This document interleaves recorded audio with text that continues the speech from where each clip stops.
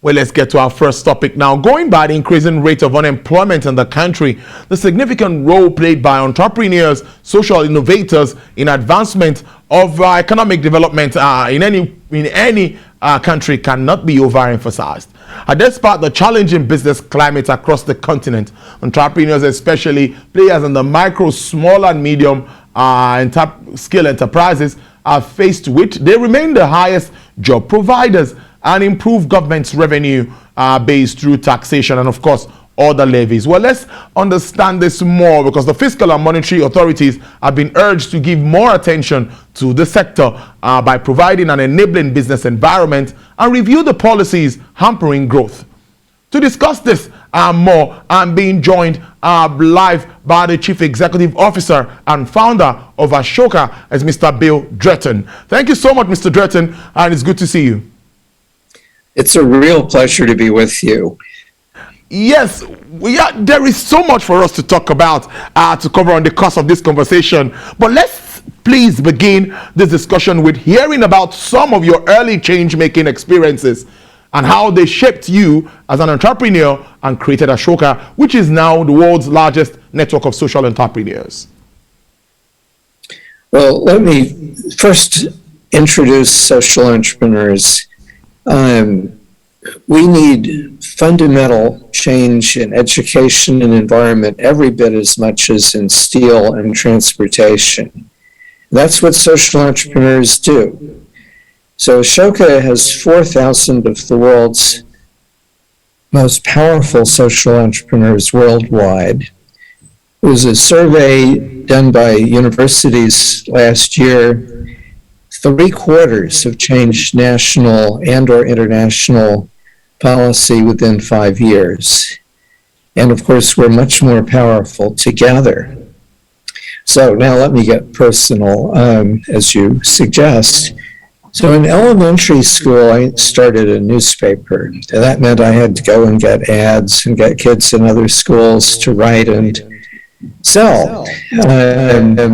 I later understood that this took the principal of my school and my parents hiding their nervousness and being supportive. And that was an incredible gift, because I learned that I could change things.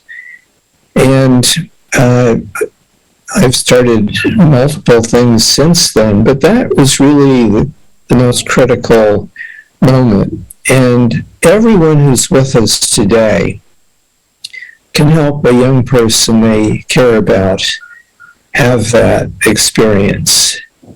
Help her have her dream, build her team, and change her world. And if we all do that, Nigeria, all of us in the world, will be in good shape in a world defined by change. But you have to have that ability.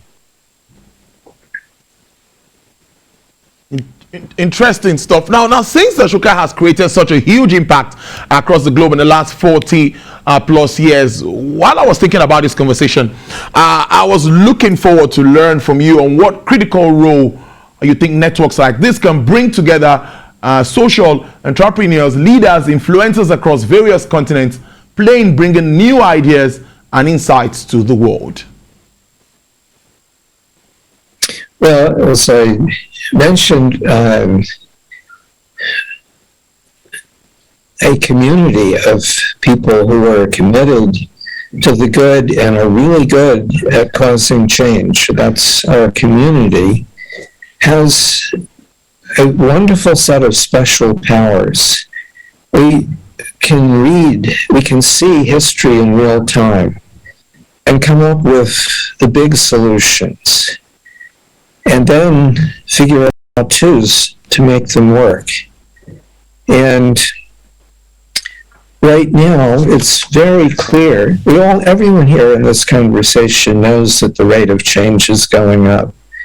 But it's a fact that over the last 300 plus years, it's been going up at more or less an exponential rate. And so has the extent and degree of interconnection. And it's those two forces, each feeding the other, that is driving everyone's reality, every person, every organization. So there's a sad other fact, and that is that the demand for repetition is in a death dive. One curve goes up, the other is forced down. And people who don't have the ability to contribute to change are in really, really big trouble. Companies, other organizations that don't see this fundamental strategic change, they're in trouble.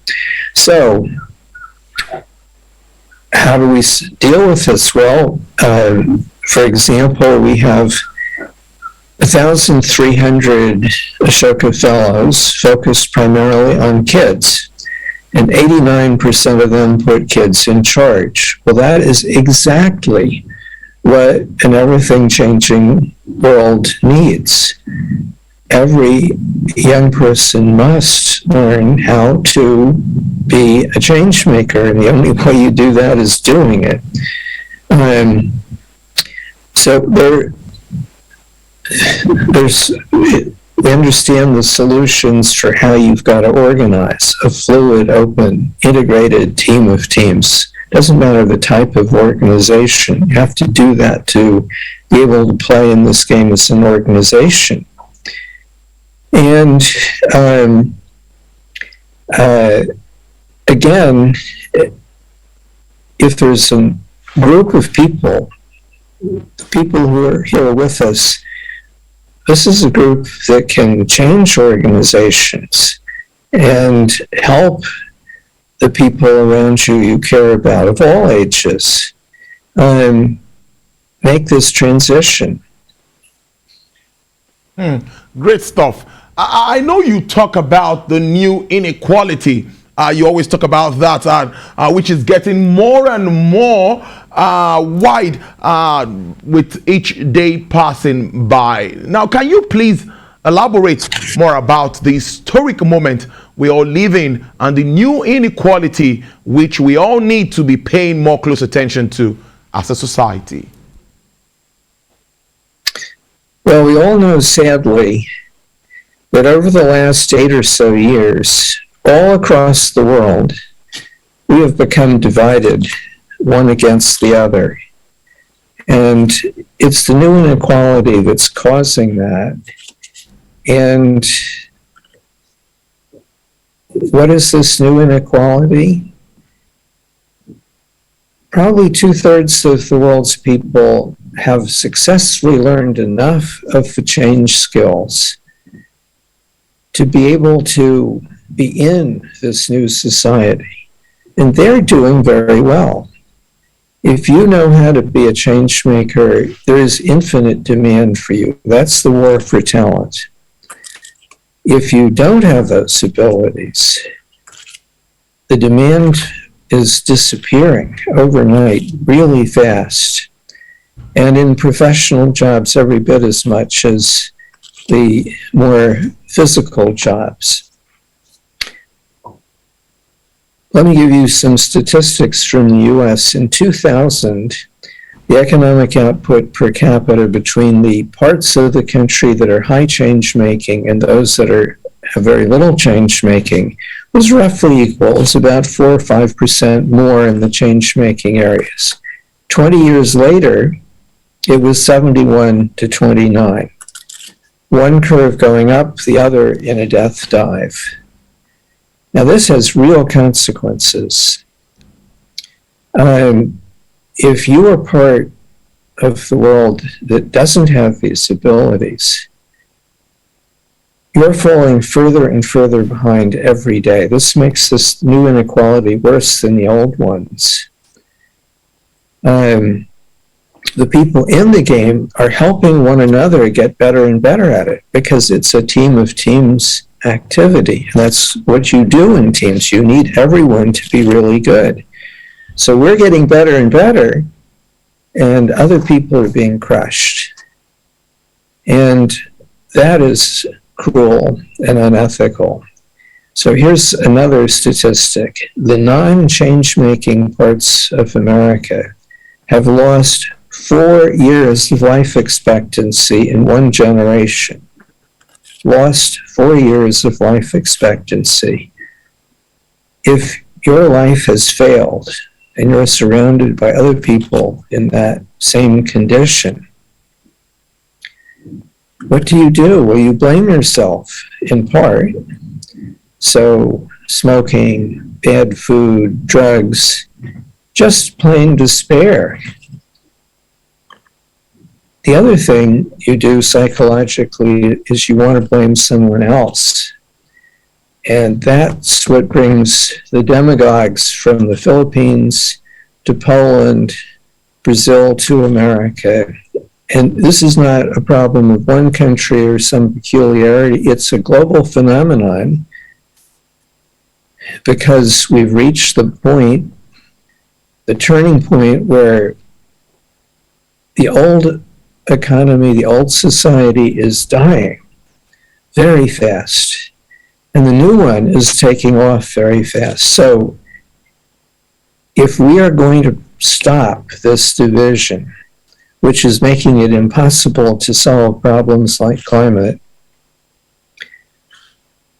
we have to make sure that every single person has the ability to give. That's what brings health, happiness, and longevity in life. All the prophets told us that. Our grandmother told us this. The scientists, they're all right.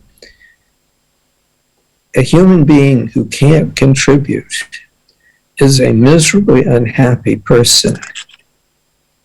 We have a right to be able to give, but now we're denying that to so many people. It's just terrible. And again, everyone here can help. It's very easy to help someone get this ability. They want it. We know how to make that happen. Let's do it. Let's move on quickly. Now, being a business journalist, I'm curious to hear your thoughts and ideas on how do you feel businesses need to transition their strategy to be successful and, of course, thriving in an everyone change maker economy. What decisions business leaders do you think will be visualizing and taking immediately to be ahead in this new game? Well, you've got it right. Anyone who misses a giant turning point like this is in big trouble. And those who see it and move first are going to get a once-in-a-lifetime competitive opportunity to give. So, one, do you really think your organization is going to succeed unless the people in it are change makers? That doesn't work anymore. And to build an organization of change makers and one that can connect with the other parts of this new reality, you have to be a fluid, open, integrated, purposive team of teams of teams. That's where much of the world already is. You can't afford not to be there now. Second, strategy. The reality is really different. And the companies who see that and can figure out, okay, I serve this part of the world. That's who my clients are, my customers. What do they need to make this transition? And if you help them make that transition, you will have their loyalty and you will gain a lot of market share. Let me give you an example. We talked about how important it is for kids to have a very different measure of success in growing up. What proportion of teenagers know that they're a change maker? And you can't know if you haven't done it. Your dream, your team, your changed world. Well, Santillana is the world's largest Spanish and Portuguese education publisher. They saw this. They're one of our partners in Brazil and now in the Spanish-speaking world as well. And they said, we can't wait and have someone else take our market. We are going to move. And they did, and they've developed new materials, very different, for 6 to 12-year-olds and for high school students, approved by the government, selling very well. Now, Lantern Books, right here in Nigeria, they see the same thing and they're moving. So let me now turn to you as a publisher and dealing with the business community. If you help your followers, your friends, those of us who are with here today, figure out how to go about having everyone on their team be change makers. Just think about the interesting conversations that are involved there, the problem solving. Well, also, you can help them see the new strategies that they've got to come up with. Even this is really, really interesting. And you will be not bringing people news they can use, but news they have to have. That's a really good strategy for you and for every other publisher. Wow. Great stuff. Now, as we wrap up, now I'd like you to tell us about the because we understand later this week, you'll be selecting its first ever Ashoka Young Changemakers in Africa, beginning Nigeria. Tell us more about this. And of course, wrapping up finally, what will be the next step your team will be taking over the coming months? Let's wrap up on that note. So this week, Nigeria is selecting the first Ashoka Young Changemakers. And we're selecting them as carefully as we do Ashoka Fellows. These are people who have had a dream, built a team, changed their world. And they are critical for this transition. Who else is in a better position to help schools and youth programs and communities of faith programs for youth change? Who's in a better position to help education schools figure out how to change what they do? And much more. Let me give you an example. Sarah Toomey, from Tunisia, when she was growing up, she saw, when she was 11, she saw that the 12 and 13-year-old girls were being pulled out of school because it was unsafe for them to walk to school. And so she said, this is terrible. Why don't we have a bus? Well, it took her 2 years. She got the bus. And she was an Ashoka predecessor of this Ashoka Young Changemaker program. Later, she became a fellow in climate change adjustment to North Africa, and hundreds of thousands of acacia trees, farmers 60% more income. And now she's an advisor to President Macron. I could give you many more of these stories, but they're very powerful. You should have them here. They're very articulate too, and fun. So what do we have to do now? Well, we're building a community of major organizations in Nigeria as our core partners.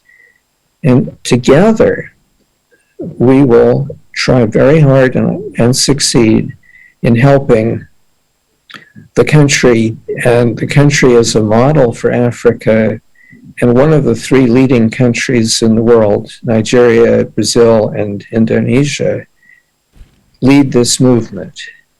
So the National Open University, I've mentioned Lantern Books, and you. And I'm now addressing everyone who's with us. You have to move to help your organization, whatever it is, make the transition. Communities of faith, every bit as much as businesses. And anyone you care about. All of us have to learn to be better at this new game, and we can help one another, but we especially have to help people who are on the wrong side of the new inequality, who aren't in the game, don't have the abilities. First of all, every young person has to have that. But then let's help older people also. No more of this, you're in decline. Challenge older people to be a giver. That's what will make them healthy and happy. And that's what will bring you the greatest satisfaction. All right, there. It's a way to live it. I've been speaking to Mr. Bill Drutton there, who's the CEO and founder of Ashoka. Thank you so much for an insight into roles of course, social innovators and entrepreneurs across the continent, and even putting us in tune with what's going to be happening very recently about your selection and all of that. Well, coming up.